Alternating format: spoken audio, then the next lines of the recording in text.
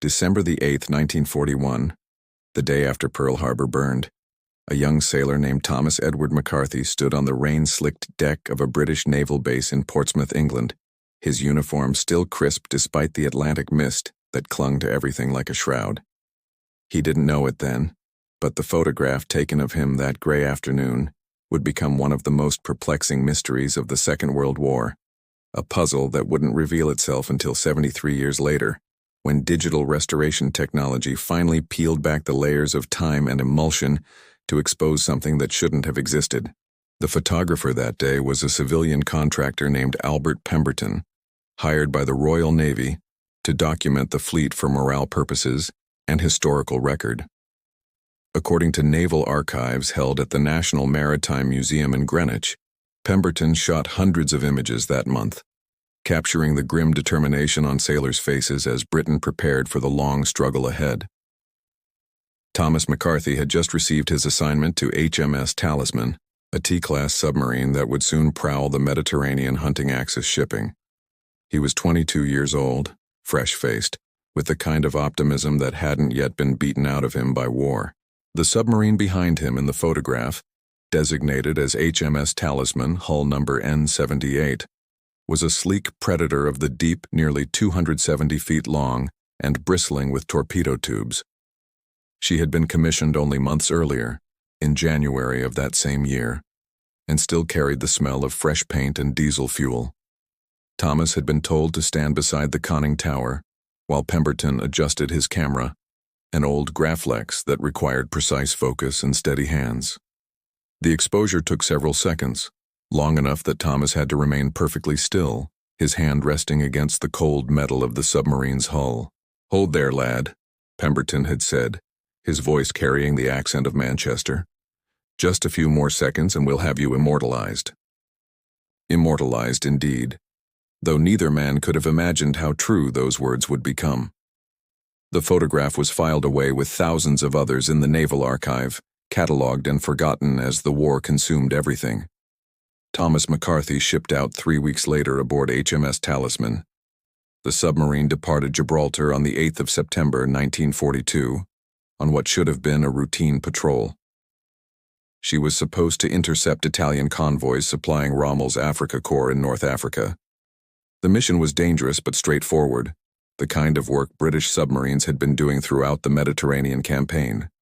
HMS Talisman never returned. She was officially listed as missing on the 18th of September, 1942, presumed lost with all hands somewhere between Sicily and the North African coast. 73 men vanished beneath the waves, including Thomas McCarthy, who had barely celebrated his 23rd birthday. The Admiralty sent letters to families expressing regret and gratitude for their sacrifice. Thomas's mother, Elizabeth McCarthy, received hers on a Tuesday afternoon in their small home in Liverpool. She kept that letter in a Bible until her death in 1978, along with the single photograph the Navy had sent her of her son standing beside his submarine. That same photograph remained in the Naval Archives, one among millions documenting Britain's war effort. It gathered dust through decades of peace, through the Cold War, and beyond, through the transition from film to digital, until a young archivist named Dr. Sarah Chen discovered it in 2014 while researching submarine operations for her doctoral thesis at King's College London. Dr. Sarah Chen had spent 3 months in the dusty basement archives of the Imperial War Museum when she stumbled upon the McCarthy photograph in late March of 2014. She was specifically researching the fate of T-class submarines lost during the Second World War, trying to piece together their final missions from scattered documentation and survivor testimonies. The work was painstaking, often heartbreaking, as she read through casualty lists and last radio transmissions from boats that never came home. The photograph of Thomas McCarthy caught her attention, not because of anything unusual. At first glance, it appeared perfectly ordinary, but because HMS Talisman had been one of the submarines she was particularly interested in. The boat's disappearance had never been satisfactorily explained. Italian records captured after the war showed no confirmed attacks on British submarines in that area during September of 1942. German records were similarly silent. It was as if HMS Talisman had simply vanished into thin air, or rather into the Mediterranean's dark depths. Sarah requested a high-resolution scan of the original negative, which was still preserved in climate-controlled storage. The Imperial War Museum had recently invested in cutting-edge restoration technology, partnering with imaging specialists from the Massachusetts Institute of Technology, who had developed software capable of recovering details from damaged or aged photographs that the human eye couldn't perceive. The process involved multiple spectral analysis passes, examining the image in wavelengths beyond visible light, then using artificial intelligence algorithms to reconstruct degraded information. The technician assigned to the project was a specialist named Marcus Holloway, who had previously worked on restoring Civil War-era photographs for the Library of Congress. Marcus approached each restoration with the precision of a surgeon, understanding that every pixel might contain historical information that had been hidden for decades. He loaded the McCarthy negative into the scanner on a Tuesday morning in April, expecting a straightforward restoration job. Clean up the grain, enhance the contrast, bring out details in the shadows. What appeared on his monitor 3 hours later made him call Sarah immediately. "You need to come see this," Marcus said over the phone, his voice carrying an edge she'd never heard before. "Right now." Sarah arrived within 20 minutes, her heart pounding. Marcus had the restored image displayed on a large monitor in the restoration lab, the photograph blown up to show every detail that had been hidden in the original print. Thomas McCarthy stood there in sharp focus now, his features clear, the submarine behind him rendered in perfect detail. Every rivet, every weld line, every scratch on the painted hull was visible. But that wasn't what Marcus wanted to show her. "Look at the reflection," he said, pointing to the submarine's hull where Thomas's hand rested against the metal. The restoration software had enhanced everything, including the subtle reflections in the submarine's painted surface. And there, distorted but unmistakable in the curved metal, was an image that shouldn't exist. Sarah leaned closer, squinting at the screen. The reflection showed figures, several people standing behind the photographer, presumably naval personnel watching the photo session. That part made sense. What didn't make sense was what some of those figures were wearing. Even distorted by the curved surface, even warped by the limitations of reflection, Sarah could clearly make out modern clothing. One figure appeared to be wearing what looked like a contemporary jacket with a high visibility strip across the chest. Another seemed to be holding something rectangular and glowing, like a smartphone or tablet. "That's impossible," Sarah whispered, though even as she said it, she was leaning closer, examining every pixel. The photograph was taken in December of 1941. Digital devices didn't exist. High-visibility safety gear like that didn't exist. Marcus nodded grimly. "I've checked the negative 3 times. There's no evidence of tampering, no signs of double exposure or later manipulation. This is what was captured on the original film in 1941.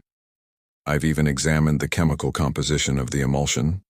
It's consistent with Kodak film stock from that era. Whatever we're seeing here was actually present when Albert Pemberton took this photograph 73 years ago." Sarah Chen didn't sleep that night. She sat in her flat in Bloomsbury, the restored photograph displayed on her laptop screen, a cup of tea growing cold beside her as she examined every millimeter of the image. The rational part of her brain insisted there had to be an explanation. A trick of light, a coincidence of shadows, something mundane that only appeared extraordinary through the lens of hindsight and high-resolution restoration. But the more she looked, the less she could deny what she was seeing. The figure with the high-visibility jacket was the clearest. The reflection showed someone standing approximately 15 feet behind Albert Pemberton, the photographer. The jacket's fluorescent yellow-green color was distinct even in the distorted mirror of the submarine's hull. That particular shade of high-visibility clothing, mandated by safety regulations, didn't become common in Britain until the 1980s. In 1941, such garments simply didn't exist in that form. The smartphone was even more troubling. The rectangular shape, the faint glow that suggested an illuminated screen, the way the figure held it. Slightly raised, at an angle consistent with someone taking a photograph or video. Sarah had examined thousands of wartime photographs during her research. She knew what period cameras looked like, how people held them. This was different. This was unmistakably modern. By morning, Sarah had made a decision. She contacted Professor David Whitmore at Oxford, a historian who specialized in photographic analysis and had testified as an expert witness in several high-profile cases involving disputed historical images.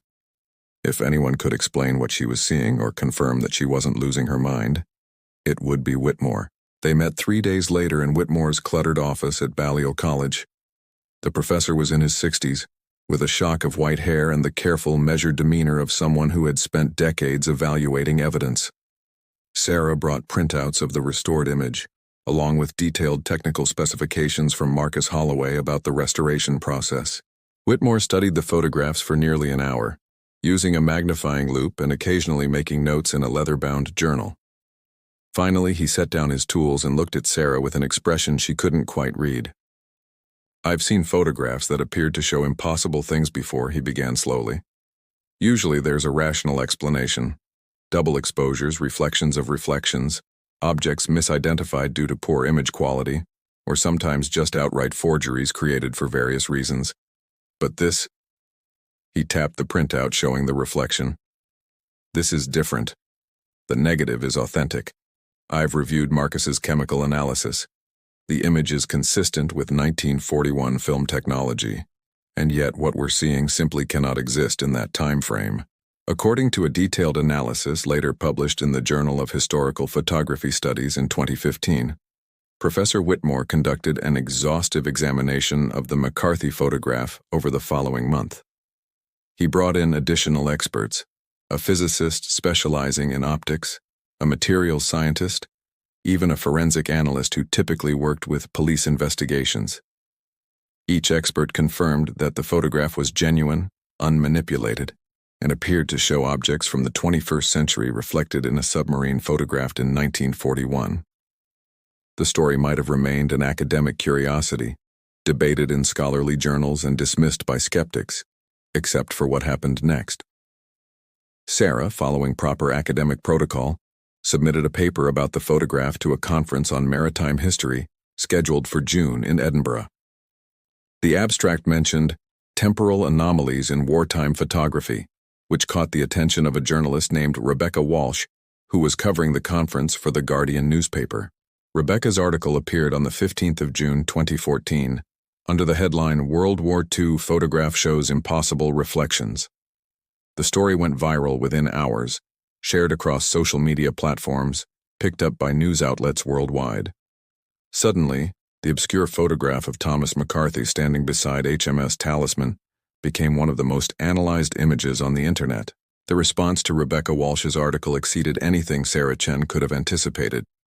Within 24 hours, the photograph had been viewed millions of times online. Conspiracy theorists seized upon it as proof of time travel. Skeptics demanded access to the original negative to conduct their own analysis. News programs from the BBC to CNN covered the story, each adding their own interpretation and speculation. Sarah's university email became flooded with messages. Some were from legitimate researchers offering assistance or alternative explanations.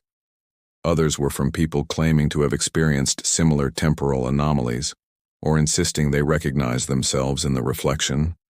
A few were threatening, angry that she was spreading disinformation or wasting public attention on nonsense. The Imperial War Museum, suddenly thrust into the spotlight, held an emergency meeting with their board of trustees.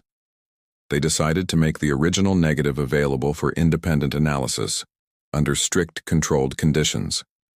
They selected 3 independent laboratories, one in Britain, one in Germany, and one in the United States, to conduct forensic examination of the film itself, not just the scanned image. By August of 2014, all 3 laboratories had submitted their reports. The findings were remarkably consistent and deeply unsettling. The negative was authentic, created using chemical processes and film stock consistent with early 1940s production. There was no evidence of later manipulation, no signs of multiple exposures or darkroom tricks. The image captured on that negative in December of 1941 genuinely appeared to contain reflections of objects that shouldn't have existed for another 70 years. Dr. James Thornton, a physicist from Cambridge University who had been following the case, proposed what he called the quantum reflection hypothesis. His paper, published in a preprint archive that September, suggested that under extremely rare circumstances, quantum mechanical effects might allow information from one time period to briefly manifest in another. The submarine's metal hull, he theorized, might have acted as an unintentional quantum mirror, somehow capturing reflections not just of the immediate surroundings but of the same location at a different point in time. The theory was speculative, bordering on science fiction, but it was at least grounded in actual physics rather than supernatural explanations. Thornton acknowledged that his hypothesis required extraordinary circumstances, conditions that might occur perhaps once in billions of similar situations. But given the number of photographs taken throughout history, he argued, such an anomaly might eventually appear. Not everyone found this explanation satisfying. Dr. Patricia Morrison, a historian from the University of Edinburgh, offered a different possibility in an interview with The Times. "We're assuming," she said, "that what we're seeing are reflections from our present, looking back at the past. But what if it's the reverse? What if the photograph somehow captured an image from 1941's future, which is our present, because someone from our time was actually there, physically present at that location in the past?" The suggestion seemed absurd on its face. Time travel was the domain of fiction, not serious historical analysis. Yet Morrison pointed out that the figure with the high-visibility jacket appeared to be standing in a very specific location, as determined by the angle of reflection.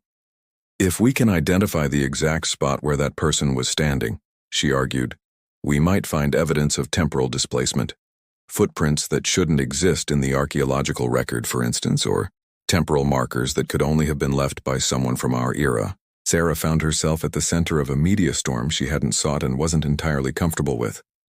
She gave interviews carefully, always emphasizing the need for rigorous analysis and caution against jumping to sensational conclusions. But privately, she had begun investigating another aspect of the photograph that troubled her even more than the impossible reflections. She had started researching Thomas McCarthy himself, the young sailor frozen forever at age 22 in that photograph. His service record showed a capable, dedicated seaman who had volunteered for submarine duty despite knowing the dangers.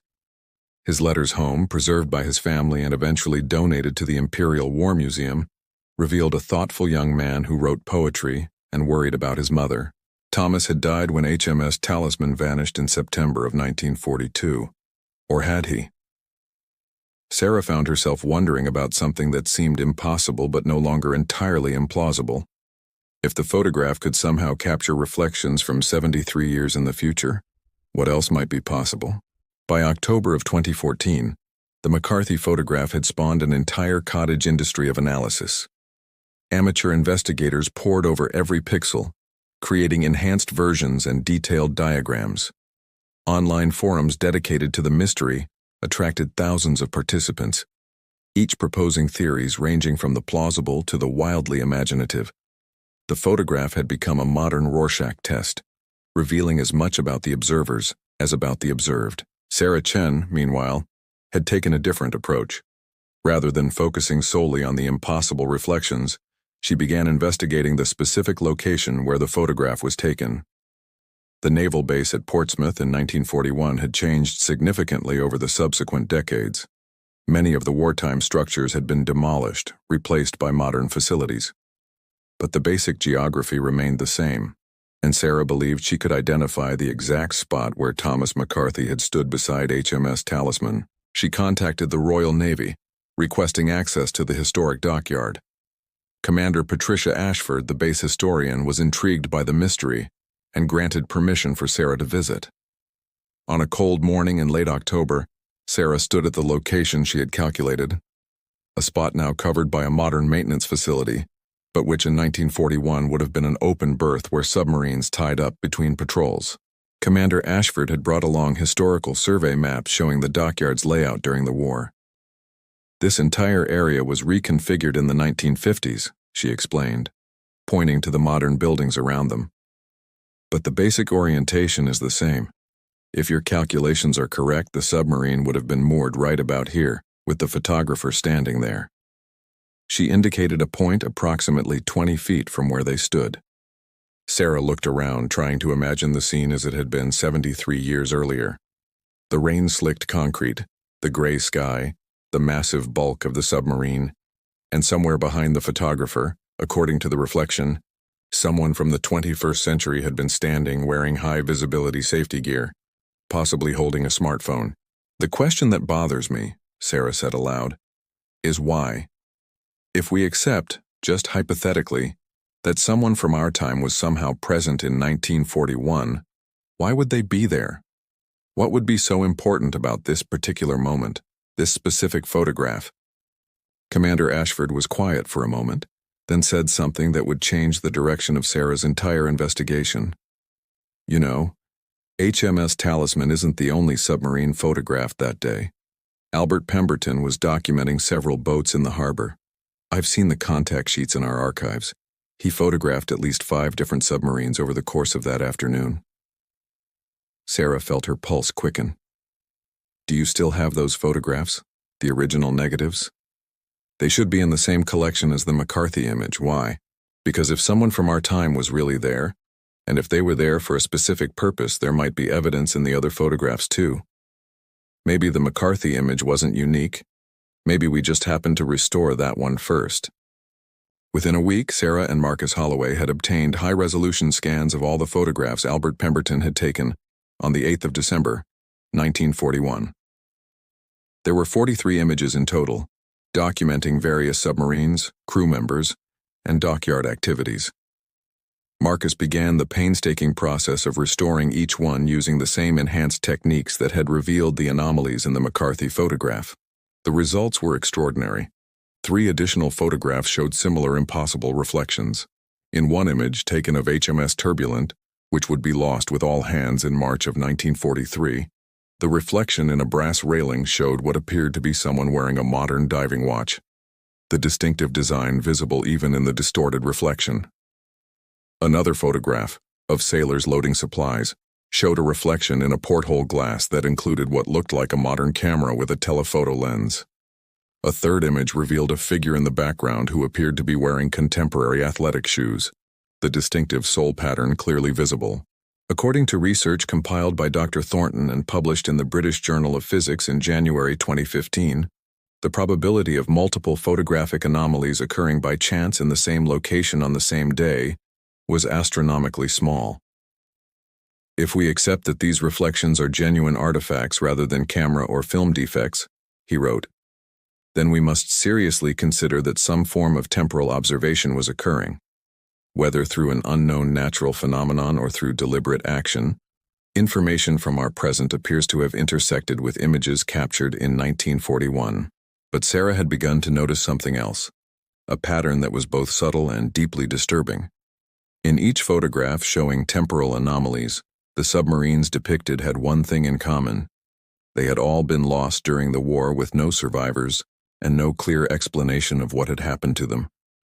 HMS Talisman, HMS Turbulent, HMS Traveler, each had vanished without a trace, becoming mysteries that had haunted naval historians for decades. "What if," Sarah proposed during a meeting with Professor Whitmore in November, "what if whoever was present in 1941 wasn't there randomly? What if they were specifically documenting these submarines because they knew what was going to happen to them?" Whitmore stroked his beard thoughtfully. "You're suggesting someone from our time traveled back specifically to observe doomed vessels? To what end? I don't know. But think about it. If you could observe the past, wouldn't you focus on mysteries? On events where the historical record is incomplete? These submarines all disappeared in circumstances that were never explained.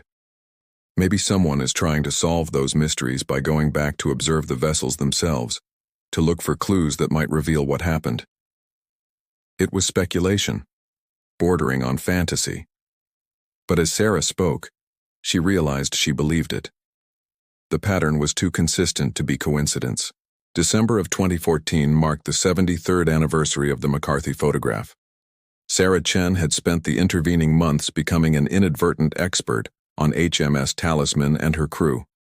She had tracked down relatives of several crew members, conducted oral history interviews, and compiled what she believed was the most comprehensive account of the submarine's brief operational life. But the question of what had actually sunk the Talisman remained frustratingly unanswered. The official Royal Navy account stated that HMS Talisman had been lost to unknown causes, probably a mine or possibly an Italian attack, somewhere in the Mediterranean between Sicily and North Africa. But Sarah's research had uncovered details that didn't fit that narrative. According to declassified Italian naval records, no Italian units had reported engaging a British submarine in that area during the relevant time period. German records were similarly silent. Mine deployment charts from both Axis powers showed no extensive minefields in Talisman's assigned patrol area. Then on the 15th of December, Sarah received an email that would crack the case open. It came from a man named Giovanni Russo, an Italian maritime archaeologist who had read about the McCarthy photograph in an Italian newspaper. Russo specialized in locating and documenting shipwrecks in the Mediterranean, and he had been intrigued by the mystery of HMS Talisman. "Dr. Chin," his email began, "I believe I may have found your submarine." Russo explained that in August of 2014, while conducting a survey for a different project, his team had located a wreck at a depth of approximately 800 feet, roughly 40 nautical miles northeast of Sicily. The wreck was consistent with a T-class submarine, and the location matched where HMS Talisman might have been when she disappeared. Russo had documented the wreck with sonar and underwater photography, but he hadn't publicized the discovery because he wasn't certain of the identification. "What changed my mind," Russo wrote, "was reading about the temporal anomalies in your photograph. Because we found something at the wreck site that doesn't make sense, something that made me think of your mysterious reflections." The wreck of HMS Talisman, if that's what it was, lay on a relatively flat section of seabed, partially buried in sediment, but largely intact. The conning tower was recognizable, as were the basic features of the hull. Rust and marine growth covered everything, but the submarine's shape was clear. Russo had documented it from multiple angles, creating a three-dimensional model using photogrammetry. "Now watch this," Russo said, zooming in on a section of the hull near the stern. "We found this attached to the submarine's exterior, near one of the ballast tank vents." Sarah leaned closer to her screen. There, clearly visible in the high-definition underwater footage, was a small metallic object secured to the submarine's hull, with what appeared to be a modern mounting bracket. The object was roughly cylindrical, about the size of a coffee can, with what looked like sensor arrays and possibly a camera lens. "That's not original to the submarine," Russo continued. "The mounting system is wrong for World War II. It uses materials and techniques that didn't exist in the 1940s. And look at this." He zoomed in further. The object had been partially damaged, possibly during the submarine's sinking, revealing internal components. Even through the marine growth and corrosion, Sarah could see what looked like circuit boards and wiring. Modern electronics, completely out of place on a submarine that had sunk in 1942. "How is that possible?" Sarah whispered. The implications hit Sarah like a physical blow. If Russo was right, if these devices were modern equipment somehow attached to a submarine that had been underwater since 1942, then the temporal anomalies in the photograph weren't the only evidence of time displacement. Someone had physically accessed HMS Talisman, either before or after its sinking, and equipped it with contemporary monitoring equipment. Russo looked uncomfortable. "It appears to be transmitting data. Very low frequency, very low power, but we detected a signal. Our electronics specialist thinks it might be some kind of long-duration monitoring system, designed to operate for decades on stored energy. But the technology required to build something like that, something that could function underwater for 70-plus years." He trailed off, shaking his head. Sarah made a decision. "Giovanni, I need to see that wreck in person.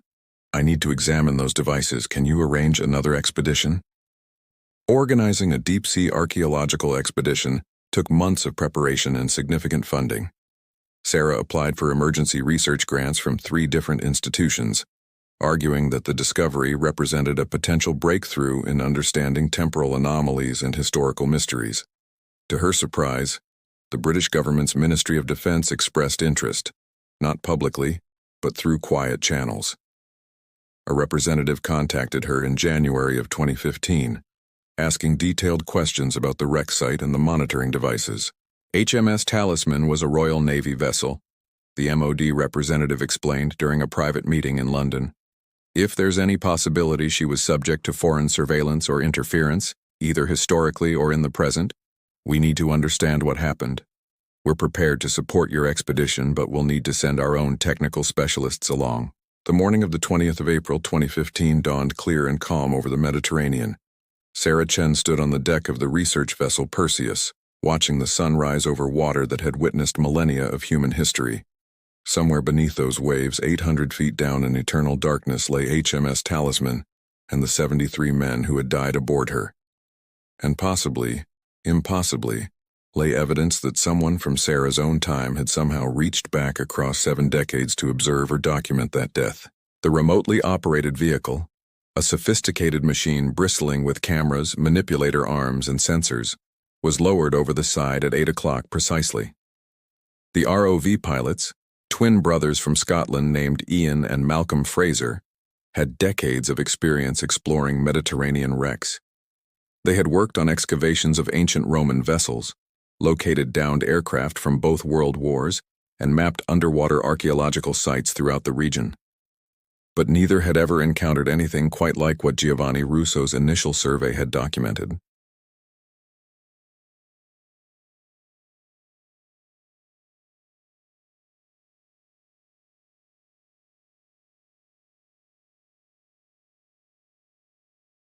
Sarah watched the monitors as the ROV descended through layers of increasingly dark water. The Mediterranean sunlight penetrated only so far. Below 200 meters, the world became a twilight realm where only the ROV's powerful lights could illuminate what lay hidden. Fish scattered from the descending machine, their silvery bodies flashing briefly before disappearing into the gloom. At 750 feet, the seabed came into view. The ROV's lights swept across a landscape of sand and rock, surprisingly bare of the marine growth that covered shallower areas. Then, emerging from darkness like a ghost materializing from ether, the wreck of HMS Talisman appeared. "God rest them," Malcolm Fraser said quietly, and Sarah found herself nodding, momentarily forgetting the mystery of the monitoring devices in the presence of what was, ultimately, a mass grave. But she had a job to do. "Can we locate the devices Giovanni found?" she asked. The ROV moved along the submarine's starboard side, its cameras documenting every detail. The Ministry of Defense technical experts, a woman named Commander Elizabeth Hardwick, and a civilian contractor named Dr. Philip Chen, no relation to Sarah, leaned forward intently as the ROV's lights swept across the hull. "There," Russo said, pointing at the screen, "near the after ballast tank vent." The device was exactly as it had appeared in Russo's original footage. A cylindrical object mounted to the submarine's hull with a bracket that looked jarringly modern against the corroded World War II metal. The ROV moved closer, its cameras zooming in to capture detail. The device was sealed in what appeared to be a titanium housing, designed to withstand the pressure and corrosive environment of deep water. One end held what might be sensors or a camera lens. The other showed signs of damage, probably from the submarine's final moments, with internal components partially exposed. The ROV edged nearer, its manipulator arm extending to hold a camera inches from the exposed internals. What the high-definition cameras revealed made Sarah's breath catch. Even corroded by decades underwater, even partially destroyed, the circuit boards and electronic components were clearly sophisticated, far more advanced than anything from the 1940s. "I'm reading an electromagnetic signature," reported Dr. Philip Chen, monitoring his instruments. "Faint but definitely present. Commander Hardwick was right. One of these devices is still active." They spent the next 3 hours documenting all 3 devices that Russo had located, plus 2 additional ones they found during a careful survey of the wreck. Each was similar in design, mounted at strategic locations along the hull. The functioning device was the one nearest the stern, its housing intact and apparently waterproof despite 73 years of submersion. "We need to recover that device," Commander Hardwick said. "Carefully. If it's still transmitting, we need to know what data it's sending and where it's going." Using the ROV's manipulator arms to cut through corroded metal while preserving a functioning electronic device 800 feet underwater required extraordinary precision. Ian and Malcolm Fraser worked for nearly 2 hours, taking breaks to rest their hands and eyes, while the ROV slowly, methodically cut away the mounting bracket securing the device to HMS Talisman's hull. Sarah had expected something like this, but the reality still stung. "Commander, with respect, this is a historical discovery that has implications far beyond military security. The public has a right." "The public," Hardwick interrupted firmly, "will be informed when we understand what we're dealing with. Right now, we have an active electronic device of unknown origin attached to a sunken Royal Navy vessel. Until we know who placed it there, when, and why, this is a security matter." The device was transported to a Ministry of Defense facility in Hampshire, to a laboratory that officially didn't exist in any public directory. Sarah Chen was permitted to accompany it, but only after signing documents that made clear she would face prosecution under the Official Secrets Act if she disclosed anything she learned. Commander Elizabeth Hardwick made the restrictions explicit. "You started this investigation, Dr. Chen, and you deserve to see it through. But from this moment, everything you see and hear is classified." The laboratory was located underground, accessed through an innocuous office building that appeared to house agricultural research. Sarah followed Hardwick through security checkpoints that included biometric scans, metal detectors, and what she suspected was radiation screening. The facility below was a maze of white corridors and sealed doors, all spotlessly clean and harshly lit. The device from HMS Talisman was brought to a specialized examination room, a Faraday cage designed to block all electromagnetic signals in or out. A team of 3 technical specialists waited there, 2 electronics engineers and a materials scientist. They had been briefed on what Sarah and the underwater expedition had discovered, but seeing the device in person clearly affected them. One of the engineers, a young woman named Dr. Amelia Voss, circled the examination table slowly, studying the corroded titanium housing with an expression of fascinated disbelief. "May I?" she asked, gesturing toward the device. Hardwick nodded. "That's why we're here. We need to know what this is, who made it, and what it's been doing for the past 73 years. The examination took 3 days. Sarah watched as the team documented every aspect of the device using X-ray imaging, CT scans, and spectrographic analysis to examine it without initially opening the housing. The materials analysis alone was revealing. The titanium alloy was consistent with manufacturing techniques developed in the late 20th or early 21st century. The seals and gaskets used space-age polymers that wouldn't be invented until the 1980s. The fasteners were precision machined to tolerances that required computer-controlled manufacturing. This was built sometime after the year 2000, Dr. Voss concluded on the second day. Probably within the last 15 years, based on the component miniaturization. Which means someone manufactured this device in our recent past, or our present, and somehow attached it to a submarine that sank in 1942. On the third day, they carefully opened the housing. What they found inside made even the skeptical materials scientist fall silent. The device contained a compact nuclear battery, a radioisotope thermoelectric generator that could provide low levels of power for decades. Surrounding it were circuit boards populated with chips that Dr. Voss identified as consistent with technology from around 2010 to 2015. There was a solid-state memory storage unit, sensors that appeared designed to monitor water chemistry and electromagnetic fields, and a transmitter configured to send data via extremely low-frequency radio waves. ELF transmission, one of the engineers explained to Sarah, can penetrate seawater. It's how navies communicate with deeply submerged submarines. But the bandwidth is extremely limited. You can only send very simple messages, very slowly. This device has been broadcasting a repeating signal, probably just a location marker and basic status information. Broadcasting to whom? Sarah asked. And from when? That was the question that haunted everyone in the room. Commander Hardwick had authorized a careful examination of the device's memory storage, and on the fourth day, Dr. Voss successfully extracted the data. What they found was a detailed log covering 73 years of continuous monitoring. The device had activated on the 17th of September 1942, the day HMS Talisman was officially declared missing. The log showed it had been recording water pressure, temperature, electromagnetic emissions, and acoustic data continuously since that date. More remarkably, the log contained timestamps that matched calendar dates in the Gregorian calendar, counting forward from 1942 through to 2015. The device knew what date it was, Dr. Voss said slowly, staring at the data on her screen. When it activated in 1942, it already knew it was 1942, and it counted forward accurately through 73 years. That's only possible if whoever programmed it had specific knowledge of when HMS Talisman would sink. Sarah felt cold despite the laboratory's controlled temperature. Or if they witnessed it sink and then went back to place the monitoring devices before it happened. The room fell silent.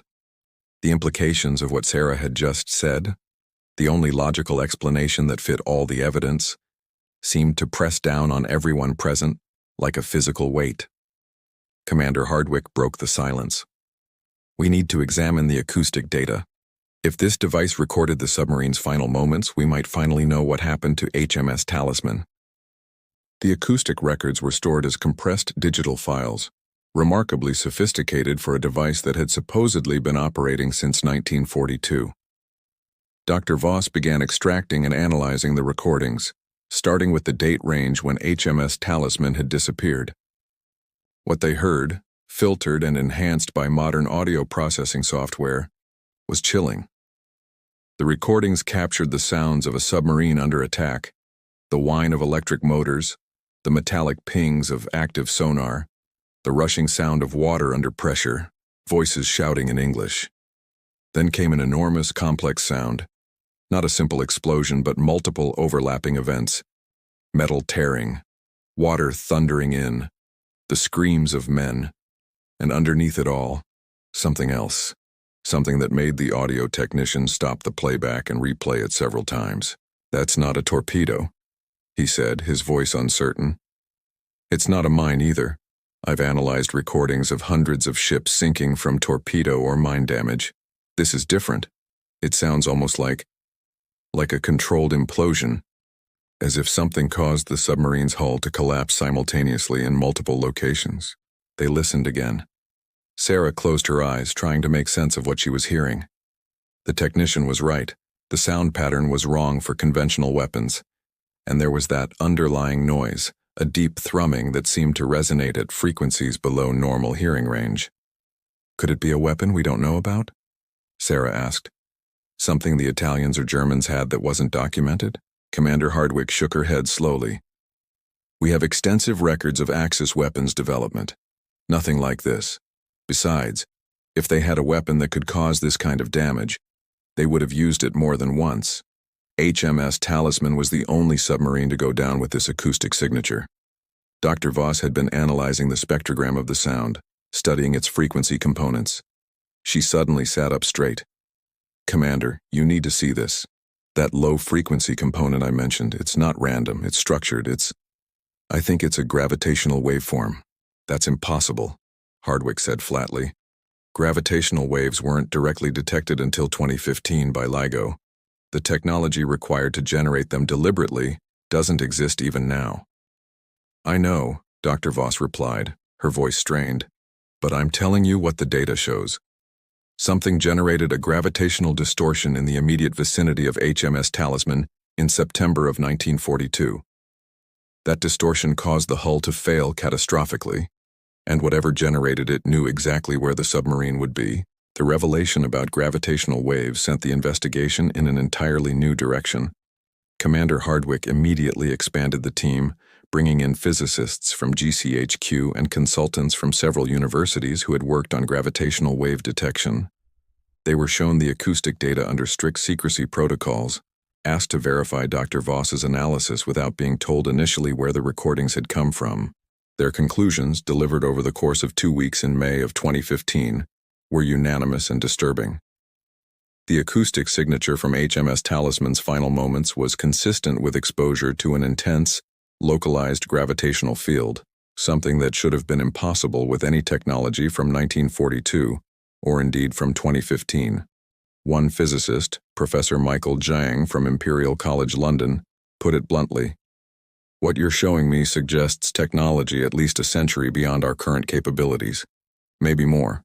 Sarah Chen had remained at the Hampshire facility throughout this period, living in Spartan quarters and spending her days analyzing the data from the monitoring device. She had been given access to everything the ministry had collected, and she spent long hours studying not just the acoustic recordings but also the device's other sensor logs. The electromagnetic data was particularly intriguing. It showed unusual spikes and patterns that didn't correspond to any natural phenomena or known technology from the 1940s. On the 23rd of May, Sarah made a connection that would prove crucial. She was reviewing the electromagnetic logs when she noticed a specific signature that appeared approximately 6 hours before HMS Talisman's destruction. The signature was brief, lasting only a few seconds, but it was distinct. A concentrated burst of electromagnetic energy at frequencies that suggested high-energy particle interactions. She had seen something similar before in completely different context. During her doctoral research, she had reviewed data from particle physics experiments, including tests at CERN's Large Hadron Collider. The electromagnetic signature from 6 hours before the Talisman's sinking bore an unmistakable resemblance to the energy signatures produced during certain high-energy particle collisions that created temporary distortions in local spacetime. Sarah brought her findings to Commander Hardwick immediately. Whatever happened to HMS Talisman, it didn't begin when the submarine was destroyed. Something happened 6 hours earlier. Something that involved enormous energy expenditure and possible spacetime manipulation. I think someone arrived. Hardwick studied the data Sarah had compiled. You're suggesting someone traveled through time to that location, 6 hours before the submarine was destroyed? I'm suggesting the data indicates temporal displacement occurred. Whether that was intentional, someone traveling through time, or some kind of natural phenomenon, I can't say. But the evidence is clear. 6 hours before HMS Talisman died, something profoundly unusual happened in that location. The investigation team spent the next month analyzing every minute of data from those 6 hours between the electromagnetic anomaly and the submarine's destruction. The monitoring device had recorded everything: water temperature fluctuations, unusual acoustic patterns, electromagnetic emissions that had no business existing in 1942. Slowly, painstakingly, they built a picture of what had happened. Approximately 6 hours before HMS Talisman's destruction, someone or something had arrived at the submarine's location via what could only be described as a temporal portal. The energy requirements for such an event explained the electromagnetic signature. The arrival had been precise, calculated to occur when the submarine was at a specific point in its patrol route. The acoustic data from this period revealed something else: sounds that might have been human movement through water, possibly someone in diving equipment approaching the submarine. The sounds were faint, almost at the edge of detectability, but audio enhancement suggested equipment far more sophisticated than any diving apparatus from the 1940s. Then, approximately 5 hours before the submarine's destruction, there were brief metallic sounds consistent with someone attaching objects to the submarine's hull, presumably the monitoring devices themselves. They came to document it, Sarah said during a briefing with Hardwick and the expanded team. Someone from our future, or our present, traveled back to September of 1942, specifically to witness and record HMS Talisman's destruction. They placed monitoring devices on the submarine before it sank, devices that would continue recording for over 7 decades. The question is why. Dr. Voss had a theory. What if they weren't just documenting the event? What if they caused it? Think about it. We have evidence of gravitational manipulation during the submarine's destruction. That technology doesn't exist in our present, which means it's from further in the future. Someone from perhaps the 22nd century or later traveled back and deliberately destroyed HMS Talisman using advanced weapons. Then others, from our approximate time period, came back to study what happened. But why? One of the physicists asked. Why would anyone want to destroy a British submarine in 1942? What possible strategic or historical purpose could it serve?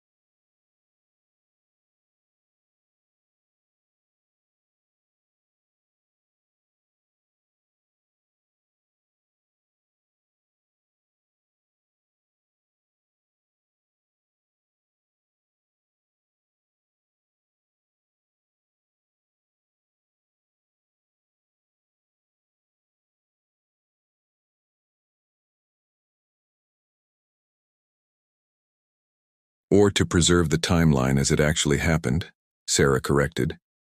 Maybe in the original timeline, whatever that means, HMS Talisman survived. Maybe those documents reached Alexandria, and something about them caused the Germans to realize their codes were broken earlier than they actually did.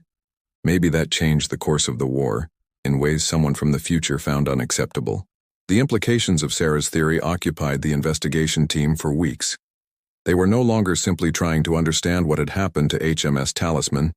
They were confronting evidence of what might be systematic temporal manipulation.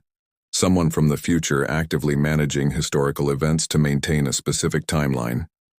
The philosophical and practical implications were staggering.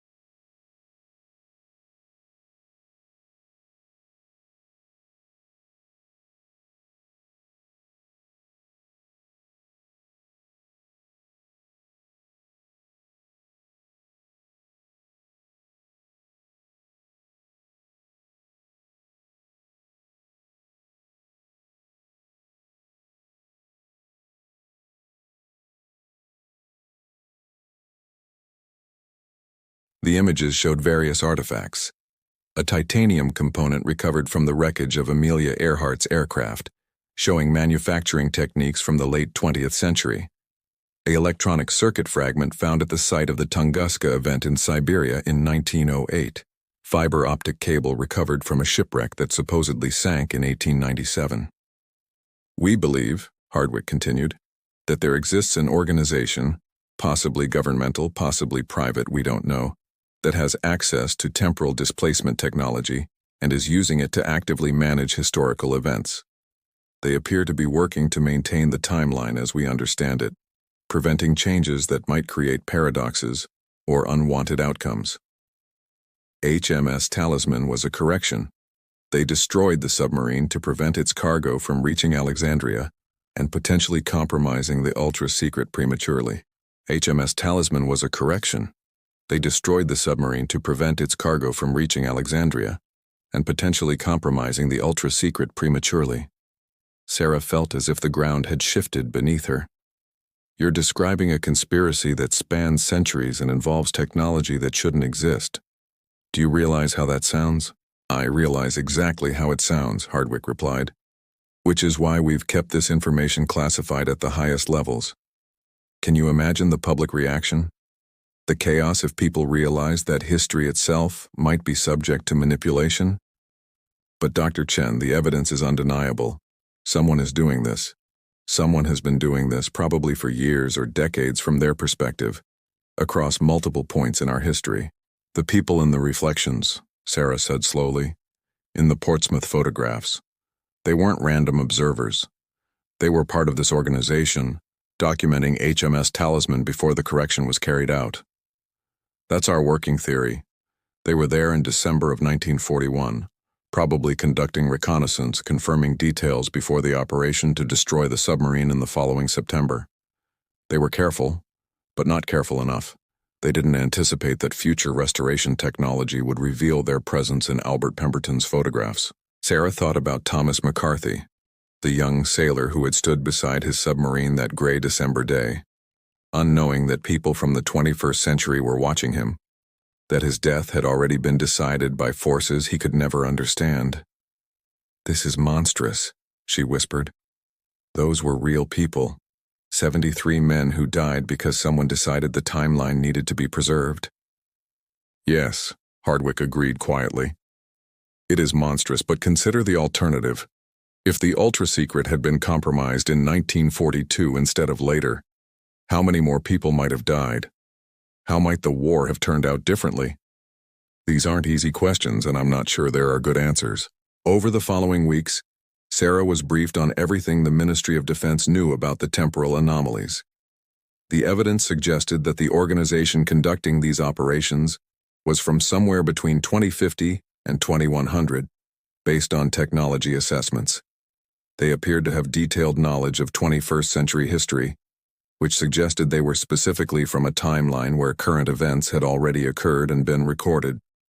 Their operations seemed focused on preventing paradoxes and maintaining historical coherence, essentially ensuring that the past unfolded as it had been recorded to unfold. "But that's circular," Sarah protested during one briefing. "If they're from our future, then our present must have already happened for them. So they can't change it, can they? Any intervention they make must have already happened, must already be part of the timeline we're living through." "That's one interpretation," admitted Dr. Philip Chen, who had been brought in as a consultant on the temporal mechanics. "But quantum mechanics suggests other possibilities. Multiple timelines, branching histories, the many worlds interpretation. It's possible these operators exist in a privileged reference frame, able to perceive and navigate between alternate timelines, working to prune branches they find undesirable." In August of 2015, the investigation reached its conclusion, or at least reached the limits of what could be determined from available evidence. A final report was compiled, classified at the highest security level, and presented to a select committee of government officials and military leaders. Sarah was allowed to read the report but not to keep a copy. The conclusions were stark. HMS Talisman had been deliberately destroyed on the 17th of September 1942 by actors using technology from at least a century beyond 2015.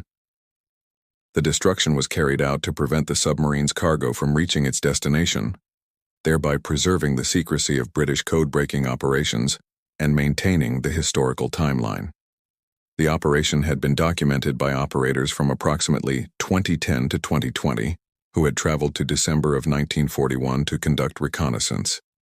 Those operators had been inadvertently captured in photographic reflections, creating temporal anomalies that would not be detected until restoration technology became available in 2014. The report recommended continued monitoring for additional temporal anomalies, development of countermeasures against potential timeline manipulation, and absolute secrecy regarding all findings. The existence of temporal displacement technology, the report concluded, was perhaps the most significant security issue facing the modern world, and one that most people would never know existed. Sarah Chen was released from her security obligations in September of 2015, with the understanding that she would never publicly discuss what she had learned. She returned to her academic position at King's College London, ostensibly to continue her research on submarine operations during World War II. But everything had changed. She looked at historical documents differently now, always wondering what had been manipulated, what had been corrected, what events she read about had been deliberately engineered by people from a future she would never see. The photograph of Thomas McCarthy standing beside HMS Talisman remained in the Imperial War Museum archives. The enhanced version showing the impossible reflections was quietly removed from public access, replaced with a standard restoration that showed nothing unusual.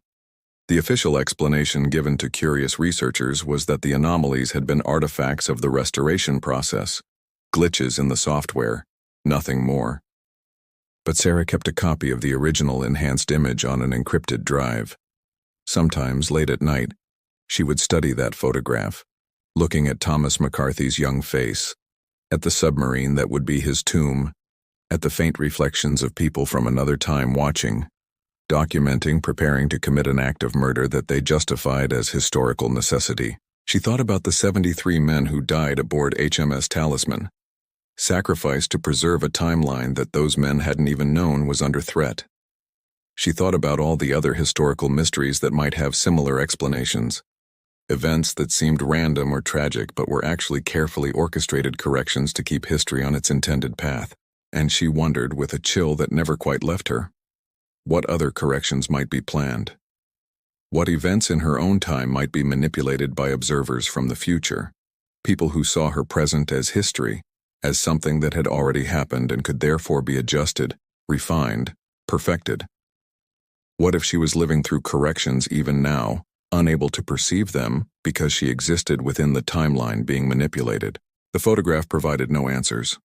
Thomas McCarthy stood forever at age 22, hand resting against cold metal, unaware of the watchers, unaware of his fate. Behind him, in reflections that technology had finally revealed, figures from a future he would never see stood witness to a conspiracy that spanned centuries. Sarah closed the file and turned off her computer. The mystery of HMS Talisman had been solved, but the answers had raised questions far more troubling than the original enigma. She wondered if knowing the truth was better than mystery, and found she had no answer to that either. In the end, perhaps that was the most profound revelation, that some mysteries once solved revealed truths that were more disturbing than ignorance. The photograph of Thomas McCarthy had opened a door that could never be closed, exposing a reality where time itself was subject to manipulation, where the past was not fixed but managed, where history was not what had happened, but what someone had decided should have happened. And in a locked vault in Hampshire, a device recovered from the wreck of HMS Talisman continued its patient monitoring, still transmitting its low-frequency signal, still reporting to receivers that existed somewhere, somewhen, beyond the present day, part of an operation that had lasted 7 decades and might continue for 7 more, or 700, a silent testament to a conspiracy that most of humanity would never know existed. The sailor posed next to his submarine in 1941. Upon restoring the photo, they saw what defied logic, and in seeing, they glimpsed a truth about time, manipulation, and the price of preserving history that would haunt them forever.